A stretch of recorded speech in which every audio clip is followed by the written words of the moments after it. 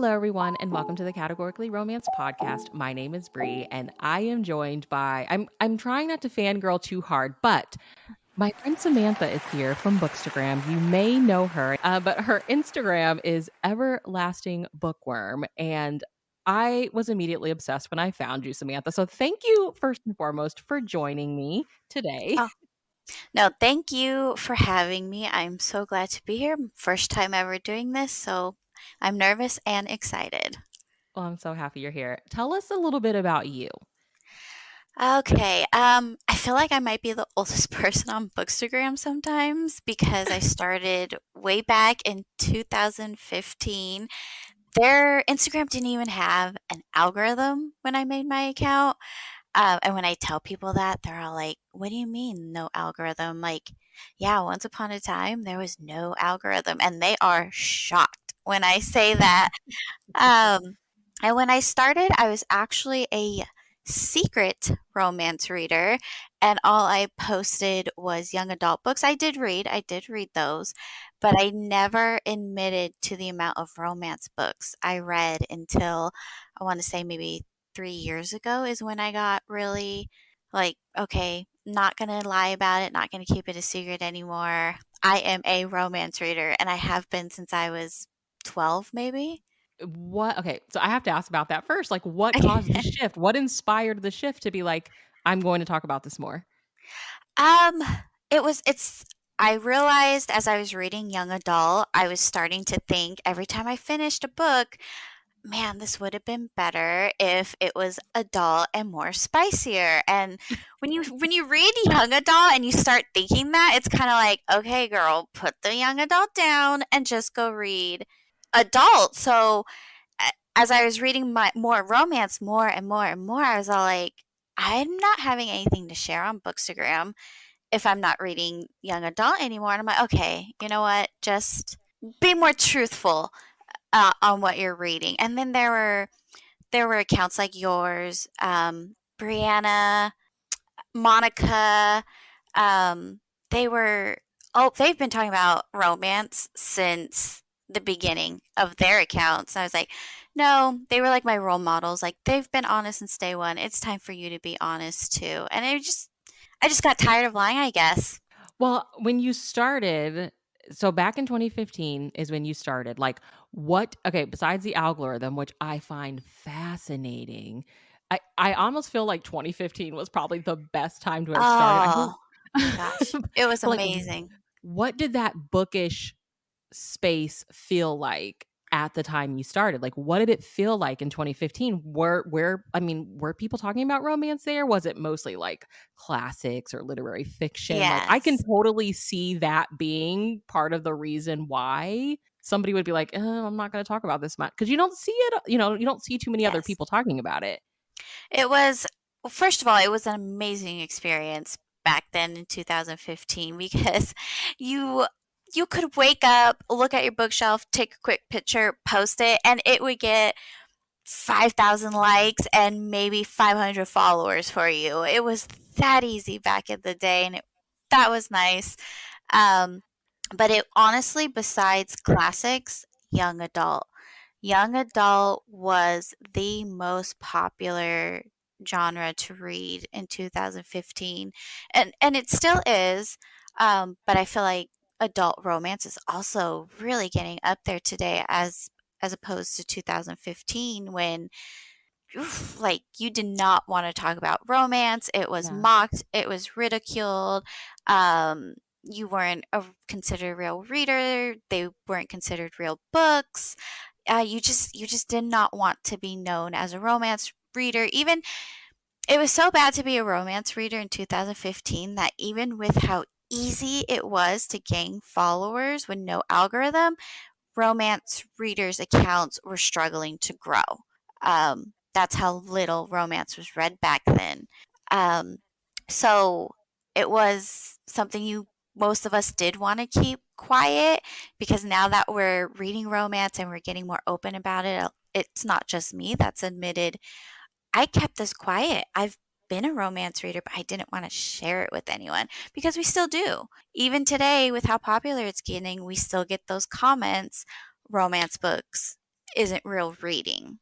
Well, I know you had your, like, personal moment of, like, "I'm going to start talking about this more," but as someone who's, like, been in that space since 2015, do you remember where you felt like, "Okay, the bookish space itself is shifting and other genres are becoming people are becoming more comfortable with talking about them?" Oh, I wanna say 2020. 2020 was a huge shift in a lot of regards for Bookstagram. I think everyone was just being more honest in general, more honest in not accepting any bigotry anymore, any racism anymore. Like, everyone wanted to be fair in everything, and I honestly think that was 2020 that we saw a huge shift in everything, and Oh, yeah. most romance too. Maybe it was sooner? I feel like that sounds about right, which is so interesting because Yeah. it's like, at that point, you had been doing it for 5 years. Yes. Yes.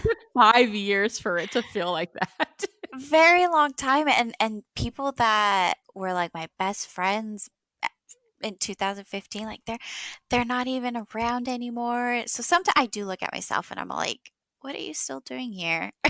Yeah, that's a like, when I before I even knew what Instagram was, like, I was heavy into YouTube, and it's kind of the Mm, same thing, like, young yeah. adult was always, like, king on YouTube, like, the big YouTubers talked about young adult, and then when you look back, I was like, "Wow, I discovered this in, like, 2014," and so many people that I was, like, obsessed with when I first found it aren't making content anymore. Right? They are, and I'll their names will all of a sudden just pop into my head, and I'm like, "Oh, you know what? Let me go check on it." And they haven't posted since 2018, 2019, and I'm like, "Oh my gosh, but I remember you and you were so popular and I loved you." And then yeah, I take a look at inside and I'm like, "What are you still doing here and how are you still trucking along?" Well, okay, so that was kind of my next question. So, like, what inspires you or motivates you to keep creating content?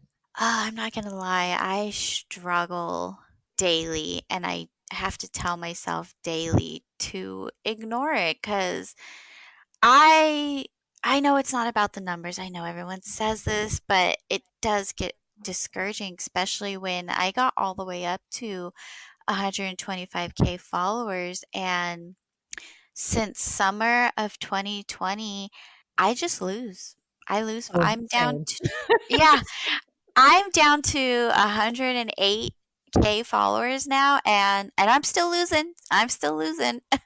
um, I should be hit. Losing more than we gain, which is Oh yeah, yeah. insane. Yeah. Yeah, I should be down to 107 probably by the time this podcast is posts.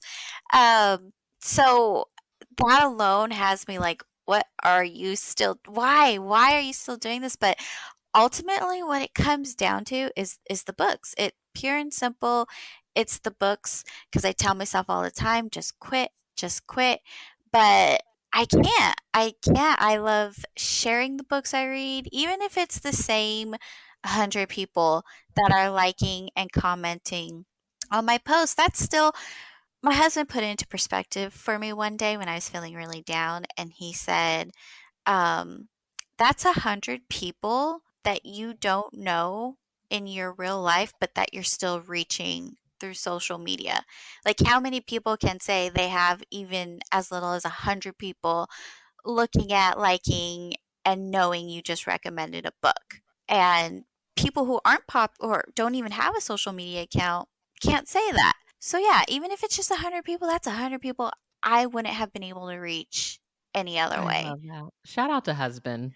Right? I love So I was all like, so I tell myself that too daily because I feel bad almost daily. Um, you know what? I just reached 100, 200, whatever it is, even if it's 50. Do you know 50 people outside of social media that you could recommend a book to? absolutely not. Exactly. So even if it's just because I know I don't, I maybe need know like 10 people, not counting family. That so yeah, just you got to put it in a different perspective if you want to keep going in this very brutal world of Instagram's algorithm because it's rough. Because I do see I count book till dawn. Um, She's amazing. She is amazing. I think she said she started her account a year and a half ago, and she recently hit 100K. She's an amazing Bookstagram social media manager. Oh my gosh, like, and she's just exploding. And I really look up to her. I really admire the work she's been putting into it. And if you want to succeed on Instagram, I feel like that's what you have to do. You have to, it has to be like a job for you. And that's another thing. This is not a job for me in any way, shape, or form. I don't get paid. I can tell you, I can count on one hand the amount of times I've gotten actual money since the day I started my account. So don't be fooled about accounts with a large following. Um, They're still doing a lot, most of the yes, work for free. Yeah. yes, yes, we are doing it for books I'm still promoting. It's for free. I don't get paid at all. I know that there are accounts even smaller than mine, accounts with like 10K, 15K, even 5K, and they are getting paid. This has never been a job for me. If I were to lose my social media account today, I would still be fine. I would be sad because I put a lot of work into it, but this is not my source of income. So I think that also helps me to just whatever, just keep going because this is pure and simple a hobby for me. Just something I like doing, something to kill the time. And that does make it easier to post because I do know a lot of people do this for an income. I remember I think we were both down at the same time and you just so happened to like make a story about it. And I think it was I think reels maybe had become a thing and Yeah. were a thing for like 6 or 7 months or something. Like it wasn't brand new, but it was still kind of fresh. Um, and it's it's sad and interesting because so many of us like have been in that space, like reviewing and recommending books, but then you're also at the mercy of the platform that you're using. And Yes. Instagram, I think they forgot that they like are a photo app. And I think that's what makes them special. There aren't many photo apps out there, especially like Yeah. Instagram. And so like we were chatting like I just don't know what to do anymore. Like I don't want to sit around and do reels all day. Like do you feel like reels kind of caused a shift in things?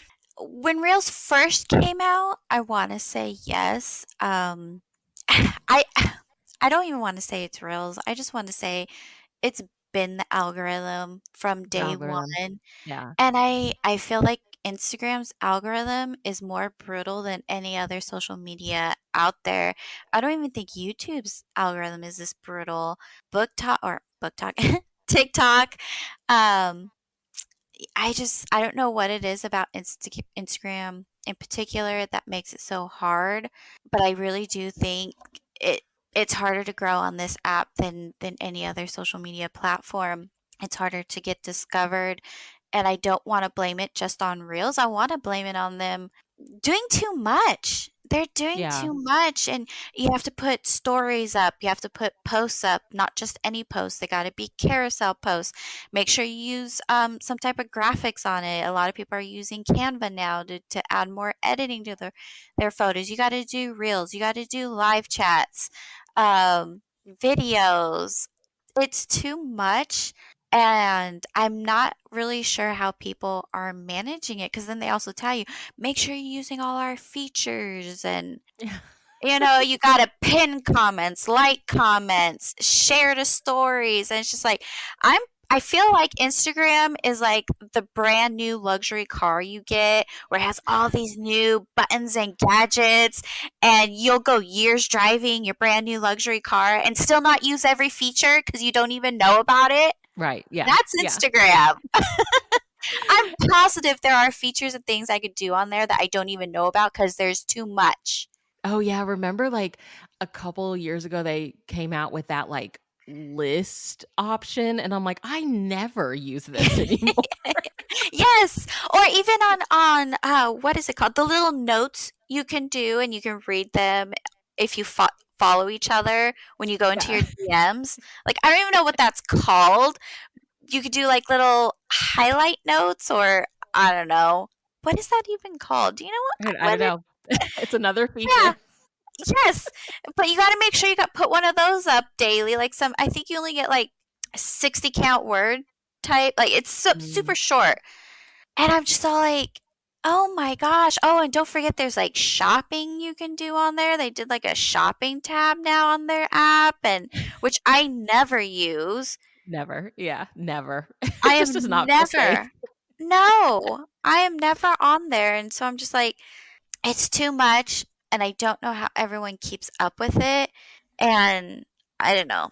Well, a friend of mine, something that you said, a little bit ago, like, it's not a full-time job, right? Like, a friend of mine did, like, her own personal project one day. I think there was, like, a post that was like, I don't know, you're supposed to they technically want you to post, like, 7 times a day, right? To, like, try to beat the algorithm.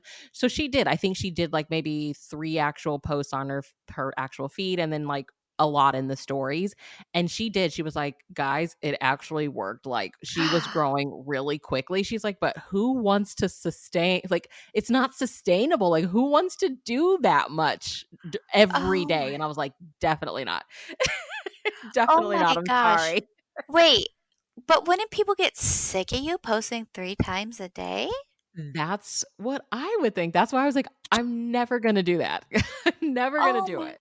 And what do you even post 3 times a day? My life is not that interesting, and I do not read that much. That much, exactly. Oh my gosh. And because then also what gets me about social media and kind of drives me wild is all these various social media managers. And Oh, they're yeah, we're telling you, seeing more and more of those. oh my gosh, and they're telling you to do this, they're telling you to do that, and this and that, and one will be like, don't use hashtags, hashtags are useless. The other one's like, Instagram gives you 30 hashtags for a reason, use all 30. And it's like, which one of you is telling the truth, which one of you is lying? Or maybe both of you are just talking out of your butt and neither one of you know what you're doing, you just want people to hire you. And then it's like, they want less edited photos, and it's just a Yes. lot. Yes. And I'm just like, what do I do? What do I do? And because then, yes, you have one telling you, post every day, 3 times a day. But then you have the other ones like, you don't have to do that. I just post once a week. And it's just like, okay, again, what do I do? You were both no help whatsoever. But I've never ever posted multiple times a day. I used to post once a day, every day, even on the weekends. And I do feel like that's when I got my best engagement because now I post just Monday through Friday and I take weekends off. And sometimes I miss a day. So I'll only post maybe 3, 4 times a week. And I struggle. I've been struggling. Well, are you, like, planning out the content, or is it literally getting up and being like, "Okay, I'm gonna post today, but I need to figure out what I'm gonna post?" It honestly, it varies. 2015, yeah, I would get up, take a picture, post it, didn't even think about it. Now, because I do a lot of features for different publishers, those are planned out. Um, and then I know Instagram as a whole likes those like I don't even know what kind of posts you would call them, but right now mine is you want to know a secret, and I usually have it like book theme. Like my recent three was Bookstagram making me buy a book.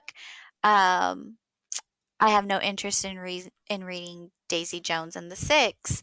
Like little things like that. I don't know what you would call those types of posts, but like a regular post that you do all the time gives your audience something to look forward to, and then you get known for that particular thing that you're always posting about. I know Instagram for sure loves things like that. So I've been trying to post more of those, but I only post You Want to Know a Secret every other week. Well, I've been alternating between that and Fresh Flowers Friday. Mm, yeah. I've been trying to do those two things weekly. Um, and I just started that, so I'll have to get back to you on how How that it goes. goes. Yes. Because I'm trying to play the game too. It's not easy and it's hard to find your thing that you want to be known for. And I used to have a pink theme. Like I would always, every single picture had a vase of pink roses. And I kept that up for like a year, maybe even a year and a Mm. half. and that's what I was once known for, and then I stopped, and I kind of regret stopping that. Well, like, one of the things that I immediately loved about your account is I feel like any bookish space that you're in, maybe not so much TikTok, but like Yeah. YouTube, Instagram, they can make you feel like you have to pick a lane, right? And so it's like if you're going to talk about Yes. books, they only want you to talk about books. But then I saw your account and I was like, hers feels very lifestyle and books. And I'm like, and she makes both of them work so flawlessly together. So Thank like talk about like the creation of your aesthetic. Was it really you. just like I'm home and I'm going to take pictures of books at home? Like cuz it's so smart and so simple Thank but you. so smart. Yes. You know, I'm a homebody. Um, I'm a Cancer, and people are like, "Oh, my sign. That's not really no." I'm a Cancer through and through. I am a homebody. I am the mother figure. I am a great listener. Um, and so when we bought our house and I knew, okay, this is it. This is where we're staying. I put my all into this house and mostly my bedroom because I love being home. This is where I feel safe. This is where I rest and recuperate. And so it just felt natural for me to post my bedroom and my books because it's what I love the most. And to me, they just go hand in hand. Yeah. I have little reading spots everywhere, so it's just all like it just felt natural. Like here's a reading spot. Why not share it? My couch, my bed, the chair I have in the corner. It was all just it just made sense to me. And for anyone, because we usually have more than one interest, usually more than one thing we love, and if you incorporate what you love, it really does just show in the photos. It might sound silly and like a cliche, even like just post what you love, but no, when you do that, people it kind of like comes out in the photo, and people tend to resonate with that. Yeah. I feel like with all your pictures, whether it's like a bookshelf photo or whatever, it's just like I don't know, this like advocacy of like it's okay to be cozy, it's okay to enjoy your space and like do the things that you love to do in your space. Yes, exact like 100%. Just make it your own, whatever it is. I know some people, like the more gothic dark or even witchy vibes, like whatever it is, you want candles, you want black curtains, you want lace curtains, you want throw blankets, whatever it is, whatever your vibe is, put more of it in your space and own it and love it and share it with us because I promise you there's someone out there who will be able to relate with that and love it. Yeah. Okay, so let's talk romance. Like, tell me your actual romance origin story. Like, Oh obviously you boy. were reading it, but you weren't sharing it for a while, but you Yes. had always been reading it. So tell me how you came to like love the genre. Oh boy. Okay, so I've actually been a reader since I was 7 years old. I always saw my mom reading. My mom was a huge avid reader. And so I actually started with Goosebumps books. Me Like, too. Me too. Loved them. yes. I was like a horror reader back in the day. um, so I read Goosebumps. And then I became obsessed with Little House on the Prairie.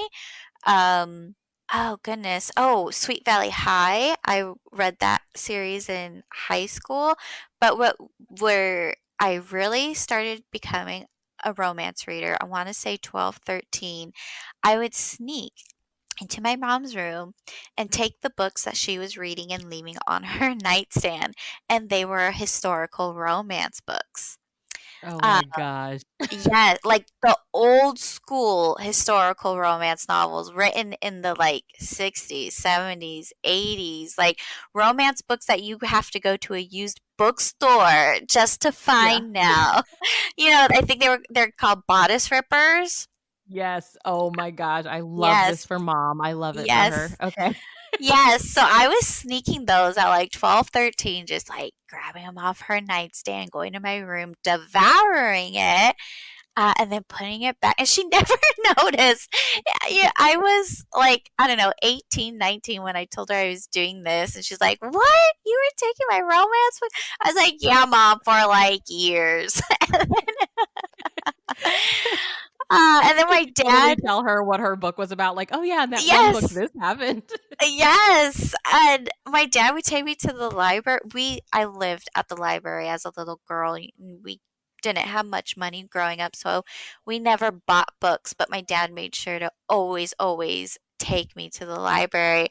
And I was bringing home historical romance, the bodice rippers, like stacks of them. And I don't know, my parents never noticed, I guess. I don't know. Um, but yeah, that's how it started. I was a huge historical romance reader. Oh gosh, Joanna Lindsay, or is it Lindsay? Gosh, I can't even Mhm. remember their name. Catherine Coulter.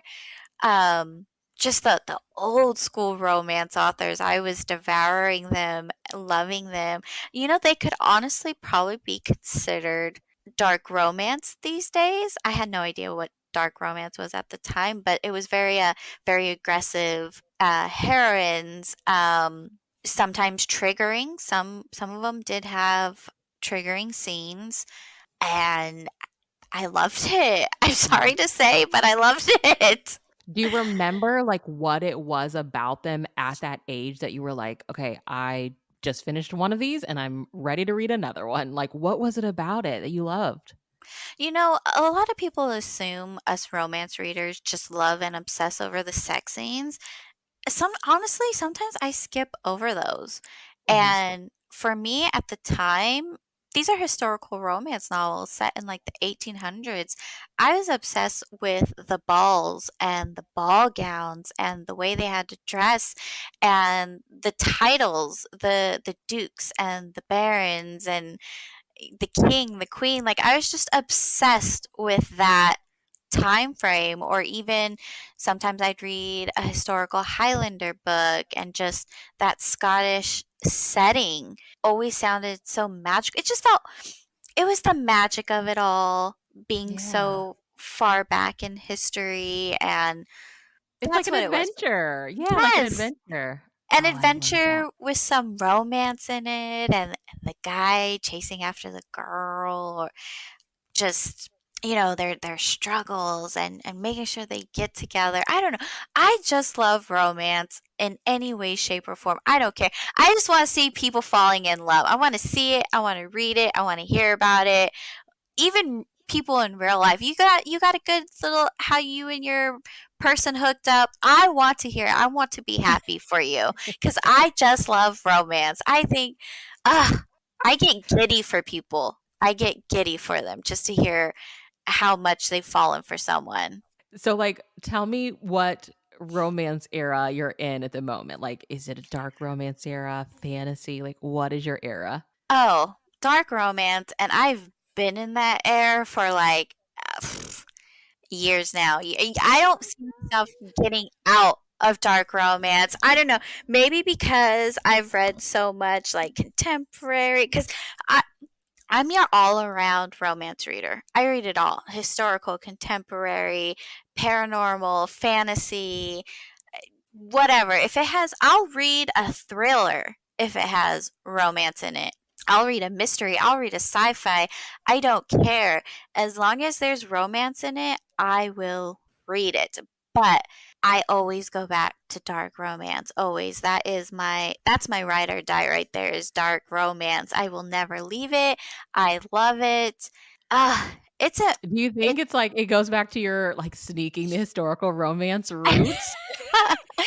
That as where I was talking about it and I was thinking of all those triggering bodice rippers, I was all like, "Oh, is that where this came from?" for anybody that's listening that hasn't read a dark romance, like give us the need to knows because it is a huge subgenre of romance that's talked Yes. about a lot. But I think there are still a lot of readers that are hesitant because it is so huge. There is so much. Give us the deets. Like, what's the need to knows with it? Okay, I'm so glad you asked because I see so many people getting into the dark romance subgenre, and you get one or two people. You either get those who are like freaking out and telling us we all need therapy and what's wrong with you and your feminism card is revoked, and then you get others that are like, oh my god, this is amazing, I can't believe I just found it. And so dark romance books should never ever be taken lightly, and I have to say that first and foremost because people have so many the wrong concepts of dark romance, and it's frustrating to see. Sometimes I think dark romance should be called something else because I know a lot of people make the mistake of thinking dark romance is like you're going to get gothic vibes, the dark academia vibes. That's not dark romance. When we talk about dark romance, we're talking about it being triggering. It should come with content warnings, that it should be on Goodreads, the content warnings. It should be on the author's website. And that's like that right there. If it has content warnings, it's triggering. That's your dark romance. And there'll be things, substance abuse, suicide. I hate to say it, but the biggest one is rape, non consent, gosh, A lot listing of all it. this, Kidnapping. yes, yes, listing this, I'm like, gosh, maybe I do need therapy, which I do. I do have a therapist, and I've told her about the books I read. So we do. We have a field day talking about them. Um, yeah, oh my gosh, I can't believe I read this stuff. And people do get concerned when you list all these content warnings, but I don't know how personal I want to get, but Like, as triggering. what does it feel like when you read a good one, what like, you just finished say you just finished one and you rated it 5 stars, like, what did it deliver? Emotion Mhm. that you won't get anywhere else. You are angry, you are sad, you are disgusted, but at the same time, you feel strong and hopeful, and you're rooting for the hero and the heroine, and you're just like, yes, because the dark usually doesn't come from the hero. Sometimes it does, sometimes it does. But usually it's the hero that's doing the rescuing and the and that's another thing I think people get confused with dark romance and erotica. And you get a lot of, in the dark romance, you get the erotica in it because the hero, the sex scenes with him are intense. And there's a lot of Dom sub and the choking and the hair pulling and the spanking. Sex scenes like that doesn't make it dark romance. It makes it more erotica. The dark romance, as I said, comes from its triggers. The triggers, Um, okay. yes, yes, and I think that's another thing a lot of people get mixed up. Um, Does It Hurt by H.D. Carlton, I would say, is both a dark romance and an erotica because the sex scenes between the two main characters are good. They're spicy. You read it. Have you read that one? I haven't read it. No, I'm Oh, I'm still like a dark romance newbie, so I have a lot catching oh, up to do. okay. Okay. Does it sound like something you would want to read? Yeah, I'm really interested. I'm just like, I need to figure out what works for me and what doesn't. But like you Yes. said, like I think that's where like the content warnings are going to help because you can look at it and Yes. say, okay, no, I'm not really into bullying or I'm not really into kidnapping, Yes. but I am Yes. willing to give Yes. this a try. Oh my gosh, I'm actually glad you brought that up because I have a friend, Natasha. She just got into dark romance and she started with one, oh, I want to say it was a kidnapping. And that was not her thing. She's like, oh, no, I don't like the kidnapping. But there's fantasy dark romances. And she's loving those. She's devouring those.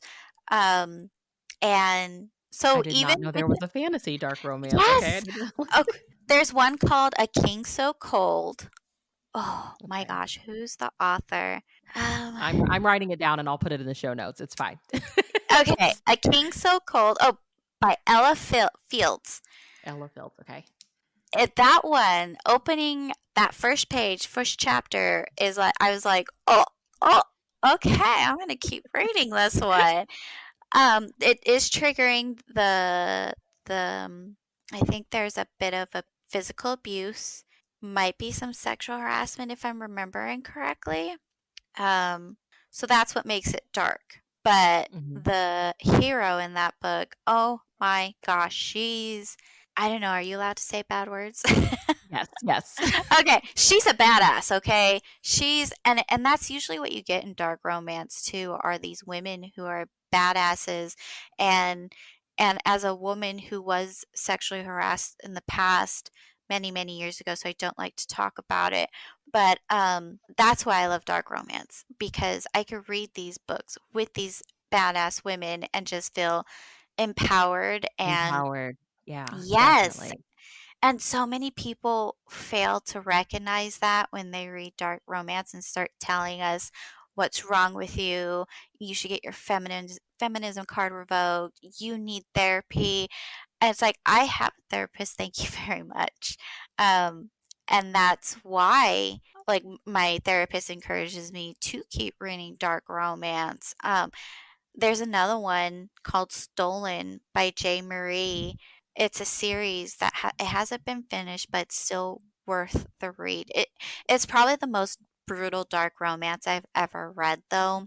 Um, the male main character, it's, I don't even want to call it a romance. It's not a romance because he does abduct her, and the things he does to her is extremely hard to read, but the romance comes. Well, I don't want to give it away, but the romance does come. She just hasn't finished the series yet, and she's a trained fighter. He's a trained fighter, but so is she. So reading the fights they get into, which is really hard to read because it's blow for blow with each of them. He's not lenient, but neither is she. And reading her being a trained fighter and still giving it back just as hard, I'm like, yes, Yeah. It's a yes, fantasy. It's just a different yes, kind of yes, fantasy. I think for yes, so many women, we all have our war stories, and yes. in our history. It's Mhm. like it's kind of like reading a lot of Harlequin Presents. There's a lot of like virgin heroines, and it's like Yes, the fantasy of getting to relive your first time all over again. I feel yes, like just from like listening to you speak, it's like dark romance is kind of like the fantasy of getting to relive that moment in your past where yes. somebody really pissed you off and you were powerless. Yes, exactly. And a lot of people fail to realize that. So when they ridicule romance, dark romance, not on the story, like give it one star because you didn't like the story or you didn't like the writing, that's fine. But giving it one star because you think the majority of us who read it are something's wrong with us, like that's unfair to lump us all into this one. Like, isn't that what we're trying to change in everything, is not to lump people into one category, but that's what you're doing to us dark romance readers. And I get really frustrated and passionate about it when you do that, because it's like we're all reading it for so many different reasons, and many of those reasons are personal to us, and we aren't comfortable sharing that, and we should never feel like we have to share it, and we shouldn't have to feel like validating our reasons for reading this particular subgenre. Yeah. um, so when I first found dark romance, I was super excited, and now I'm kind of like, okay, stop getting popular. They're gonna start banning dark romance and forbidding dark romance authors from writing it. So keep it down, guys. Like, keep it down. So with that being your like your go-to subgenre, like what does romance feel like for you as like a reader and a bookish influencer and somebody that pays attention to like what people are reading, like what does it feel like in this moment for you? I'm loving it. Even though I'm kind of scared about dark romance becoming so popular, I'm just loving it. I'm loving seeing how popular romance is getting. I went to Barnes and Noble in Irvine the other day because depending on the Barnes and Noble, their romance section is either like one shelf, or sometimes at the better Barnes and Noble, you get a whole wall. Yeah. And Yeah. it was amazing. The one I went to yesterday, not only did we get a whole wall, but it was a two-story Barnes and Noble, and upstairs around the perimeter of the escalator was just tables of romance I books, love and then it. yes, I was like, "Oh my god, I'm trying not to spend a lot on books right now." Horrible timing because I walked into that Barnes& and Noble, was like, "I don't have the money for all the books I want here." It was amazing. So I'm loving how popular it's finally getting. Yes, we still get the naysayers. We still get the ones saying this isn't real reading, but it's getting easier to ignore it. Whereas back in 2015, that seemed to be the loudest voice was saying romance wasn't real reading. Now it's being dimmed by how popular romance is now. And it's all like, about time we finally get our glory day.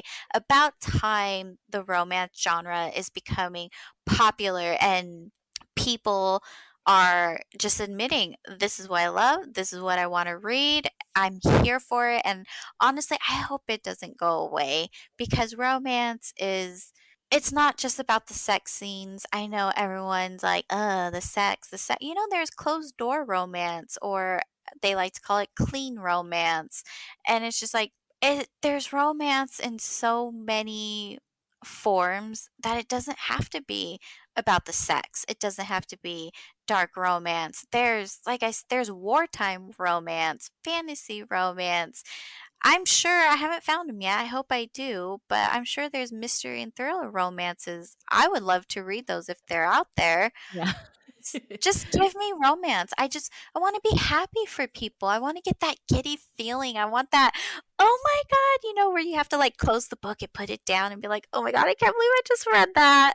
I love that feeling, and romance provides that for you. And it's just, it's a good Who feeling, and I love it. And I love being happy for people. We have too much going on in our lives. We have too much going on in the world that sometimes you just need that book that makes you feel warm and giddy inside. And for me, I think that's romance. Well, before we started recording, we chatted a little bit about Colleen Hoover. Do you feel like she's kinda like a gateway drug? 'Cause, when she has a new book out, Yeah. Barnes& and Noble is crazy, and I love Yes. seeing all these, like, college age women, like, these young women that are, like, there, like, they are showing up for her books, and I'm like, "This is, like, the new generation of romance." I just feel it, like, a Yes. lot of Yeah. I've pulled a couple aside, and they're like, "Yeah, I was not reading romance before." And also, I've seen parents in there buying her books for their, like, 14-year-olds at home, like, Yeah. I'm like, "Do you need Yes. help?" And they're like, "Yeah, we're looking for this Colleen Hoover title." And I'm like, "Oh, I got you, like, follow me." So, do you feel like she's, like, one of the gateway drugs, like Colleen Hoover? Oh, for sure, 100%.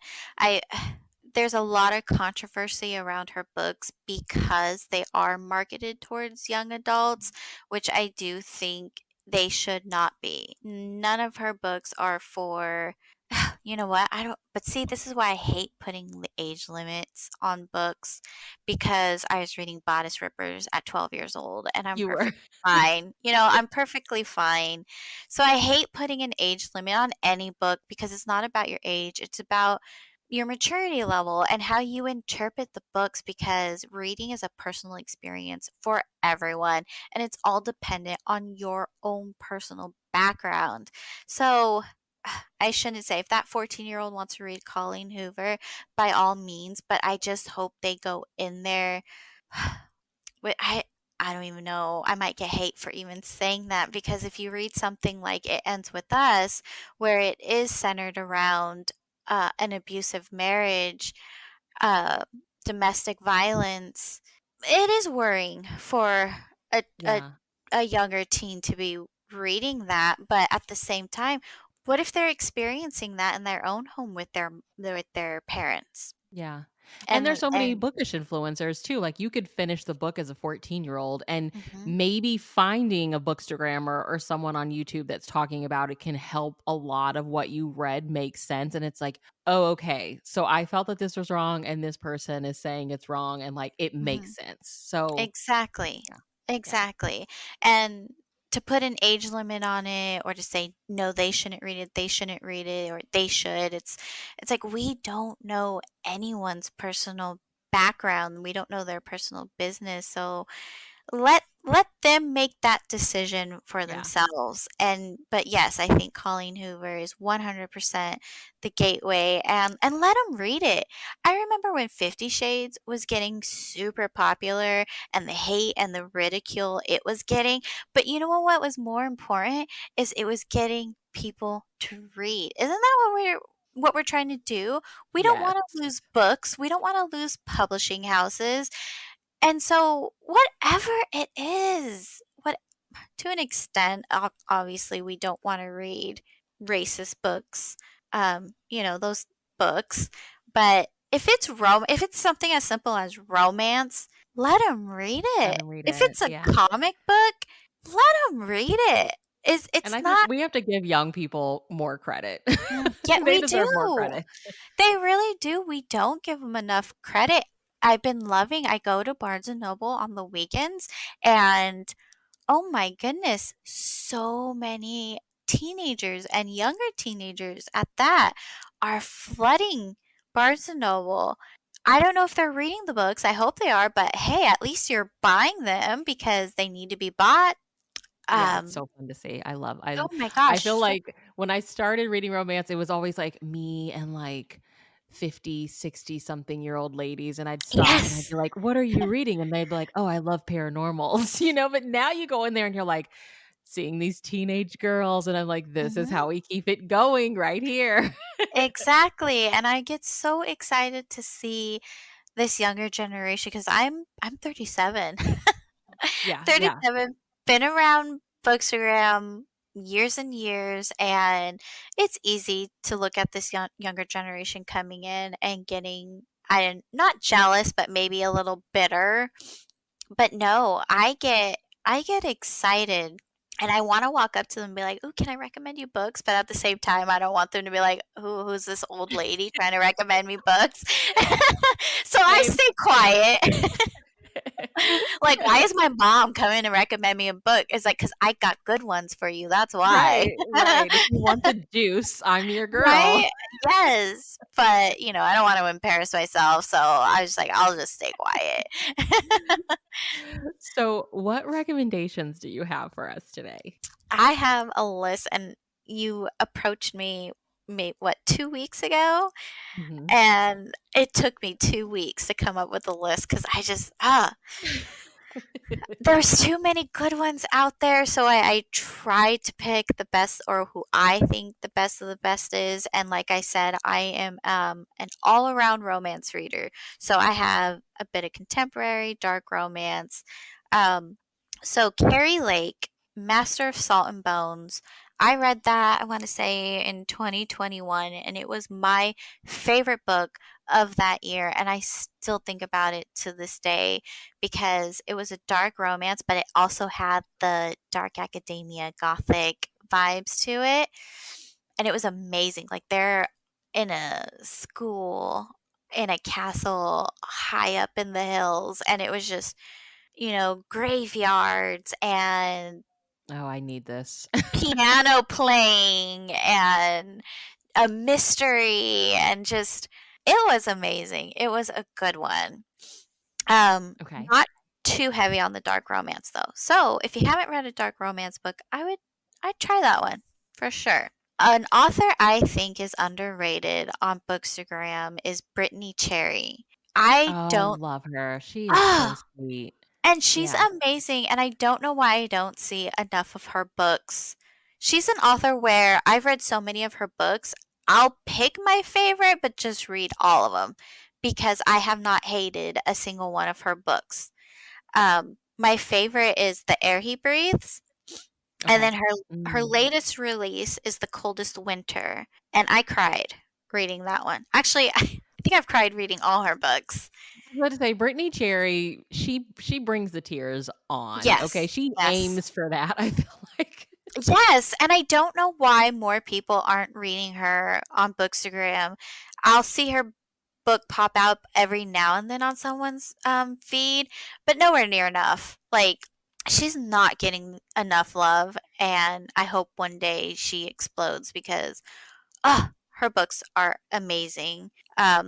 And of course, Kennedy Ryan, she is a popular one. Her books are amazing. I love Long Shot. That is another um, domestic violence book, but when the hero comes into her life, it is I cried, I Girl, swooned. my experience with Long Shot, like my friend went to a signing and actually got Kennedy to sign the books for me. And Oh, so I had the it's physical amazing. copy and I was like, I needed it on audio because I was like, and I had heard people talk about this book. So I Mhm. knew what I was going into. And I was like, I am going to sit here with this book on audio and I am not going to stop reading it until I'm done. Because if I sit it down, I may not pick it back up because I knew the trigger warnings. Mhm. And Yes. it was, oh God, a hurtful experience, but Yes. so beautiful in the like it was I had Yes. I had a physical reaction to that book unlike any other book I've ever read. Like I could feel the belt on my wrist from a certain scene in that book. And I'm Yes. like, how are you doing this to me, Kennedy? It's so Yep. good. And right? It's like it's so brutal, but at the same time, you're like, but I love it. Anyway, yes, she's another author where read anything she writes. My favorite is Long Shot, but just read anything. You can't go wrong with her. Helen Hoang also, she has 3 books out. Um, again, my favorite by her, she has The Kiss Quotient, The Bride Test, and The Heart Principle. I've read all 3. They're all amazing. My favorite though is still The Kiss Quotient. I love that Love her. book. Oh, Oh, just so good. sparkles. So good. My favorite author for those spicy scenes where, oh my goodness, I have to approach my husband after I read her books is Sierra Simone. Yes. Sierra. Oh, I mean, I feel like Sierra Simone, her fans are like a cult. I feel like she's one of those authors who does not get it the respect she deserves. right? Like most of the authors I have listed, I'm like, well, no, Helen Hoang gets pretty good popularity.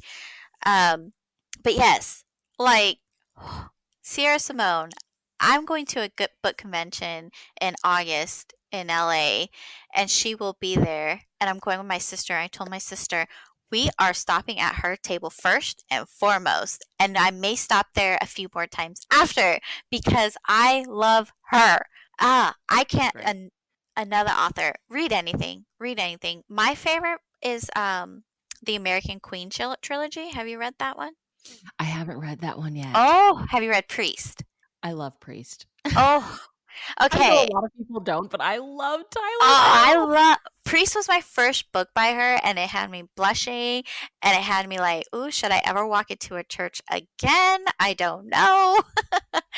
um, but her American Queen trilogy, it's a love triangle done right, and it is steamy. I can't even call it. It's more of like a polyamorous relationship. And those scenes. Oh, and she has another one, the training of Ivy.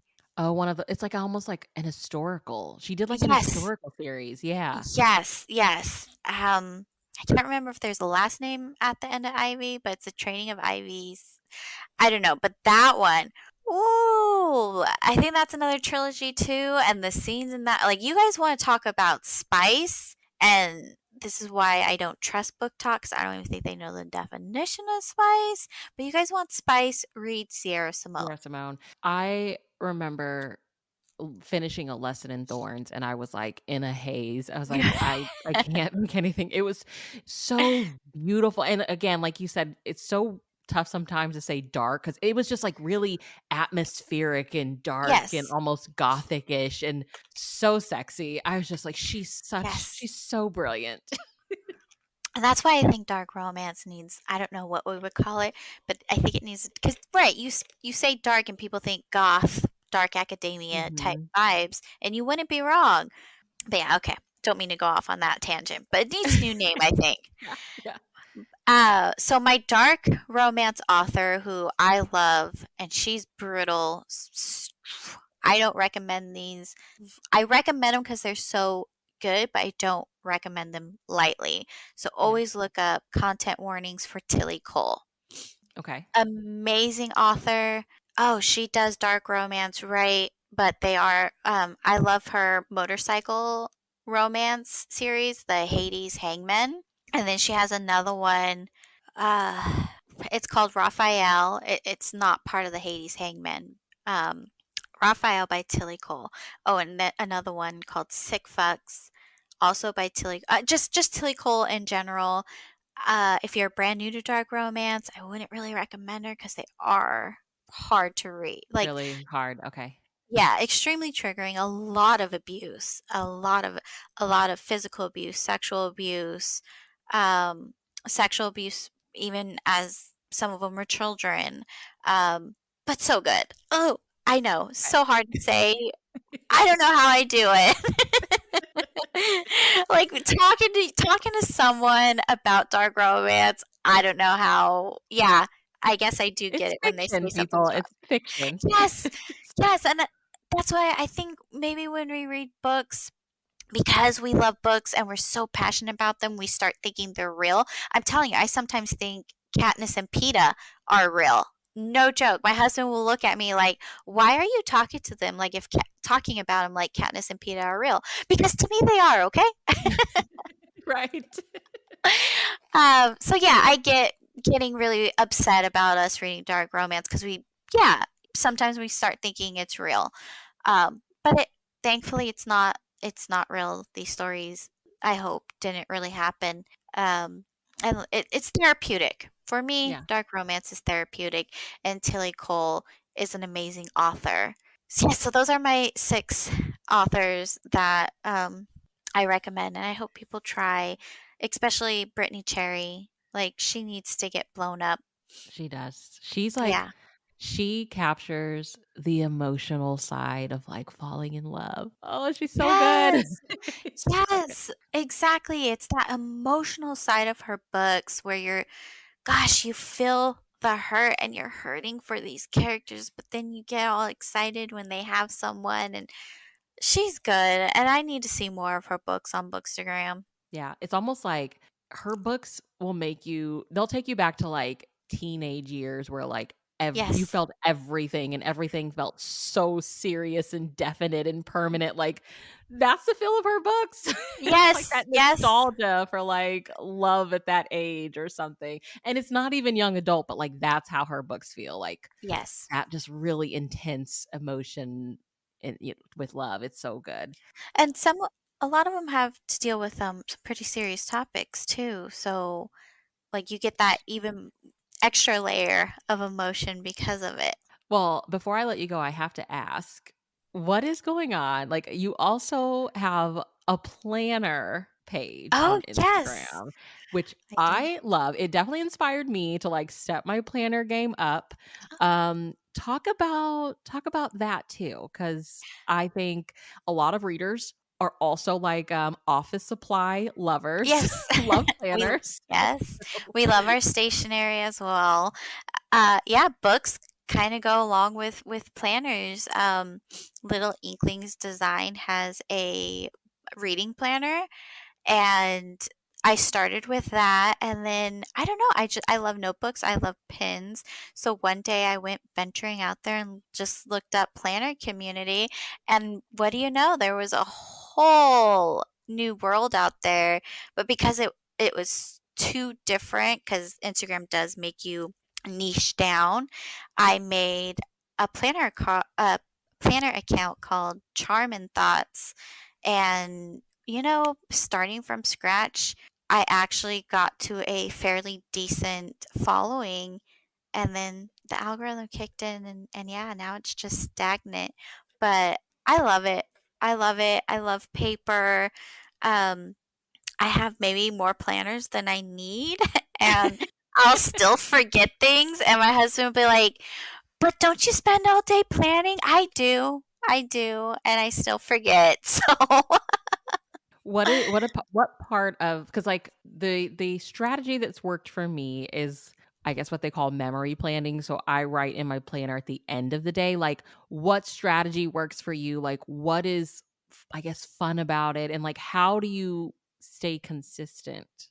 it's e- it's it's easy to stay consistent if you have a designated area to write everything. So I have a desk downstairs in my library with all of my planners and my stationery, and I'll leave my planners open so that way it's easy for me first thing in the morning, wake up, grab my coffee, walk to my desk, flip through my planner to see what I have written down. I like to plan right before bedtime, Okay.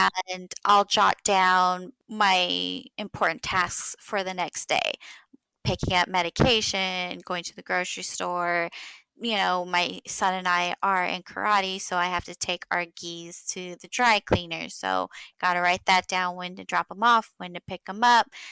And then, yeah, that's what makes it easy. Planning right before I go to bed, my top three important tasks for the next day. Wake up in the morning, grab coffee, walk to my desk. What do I got to do? Okay. Where I forget things is when I forget to write it down. Okay. And then that's when my husband's like, "Don't you have all the—" I do, but if I forget to write it down, I'll forget to do it. And same thing with when I do go grocery shopping, I always make a list. And then my husband was like, "Oh, you didn't get me what I needed?" I was like, "Oh, because you told me at the last minute and I forgot to write it down." Like, I'll be walking out the door and he's like, "Oh, don't forget my coffee." Whatever, or his Red Bull. He loves Red Bull. He's like, "Don't forget my Red Bull." Okay, okay. But I'm like walking to the car. I'm getting into the car. Forgot to write it down. Oops, you forgot. I didn't get your Red Bull because I didn't write it down. So I write everything down. And if I don't, I actually wrote this podcast interview down. I was like, "Oh, as soon as you told me the day and time, like, I better write that down or I'm going to forget."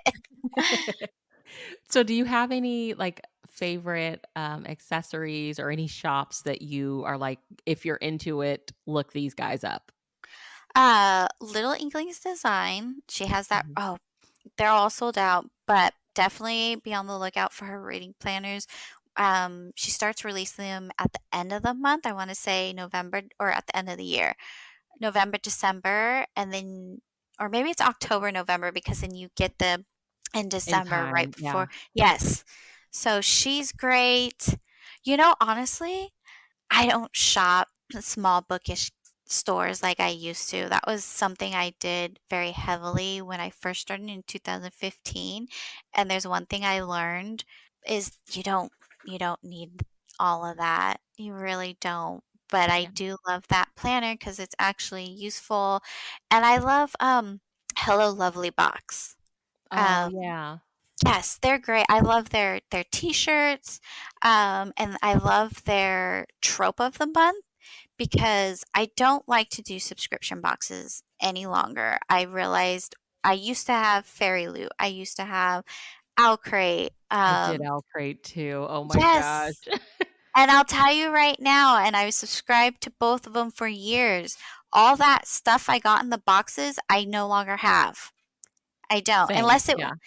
unless it was like a really cool fan art print or something. Other than that, like the erasers or I don't know, like all that knickknack stuff, I don't have. It's gone.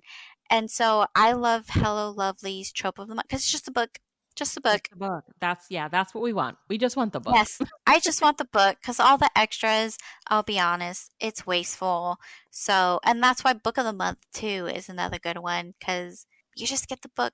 That's all I want. I just want the book. And then you get the special editions too. I know with Hello Lovely, they did a special edition for a J Daniels book. It's super cute. And that's all I want. I just want the book now. So. So, we're recording this on a Saturday. What are you reading this weekend? I have a book club called Everlasting Romance. We are strictly a romance reading book club. So I need to finish reading Yours Truly by Abby Jimenez because our discussion is next Sunday. And I just started the book. So that's what I'm reading, and hopefully I can finish in a few days. So, because I'm the host of the discussion. I can't wait to hear find out. I hope you post about it, like what your thoughts are, because I've been like back and forth. Like I want to buy the book, but like you, I've been like spending less on books this year. So I'm like, Yes. I need somebody to tell me like it was really great. And then I'll be like, oh, okay. Samantha said it's good. I'll go to the bookstore and get it. Yes. So I'll let you know in a few days. I've been hearing it's a good one, and I'll let you know for sure in a few days. Okay. So Yes. lastly, tell everybody where they can keep up with you online. Right now, I just have my one Instagram account at everlasting.bookworm. That's where I am always at, and and my book club, everlasting.romance. I'm always there, and if you join the book club, you can join our Discord, and I'm always talking on there too. Well, thank you so much. I'll have links to Thank where you. everybody can keep up with you online, all your dark romance adventures. Thank you so much for having me. This was so fun.